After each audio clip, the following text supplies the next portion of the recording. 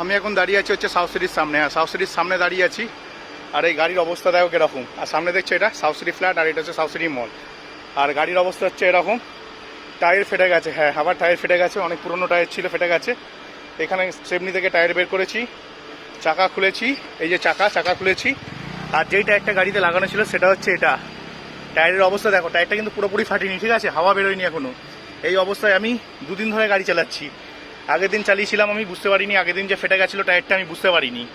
এবং হচ্ছে আজকে দেখছি গাড়িটা খুব কাঁপছে, মানে আজকে তো হাওয়া দিয়েছি গাড়িতে 40 হাওয়া দিই আমি, 40 হাওয়া দেওয়ার পরে দেখি খুব কাঁপছে, বুঝতে পারি 40 হাওয়াতে সারাদিন চালিয়ে নিয়েছি। হঠাৎ করে এখন বাইপাসের ধারে 60 চালাচ্ছিলাম, প্রচণ্ড কাঁপছে। দাঁড় করিয়ে দেখি টায়ারের এই অবস্থা, টায়ারে হাওয়া কমালাম, হাওয়া কমিয়ে ওই গাড়ি চালিয়ে আমি সাউথ সিটি মলে এলাম, প্যাসেঞ্জারকে নামালাম। হ্যাঁ, ওই গাড়ি চালিয়ে আমি প্যাসেঞ্জারকে নামিয়ে এখন হচ্ছে টায়ার পাল্টাচ্ছি।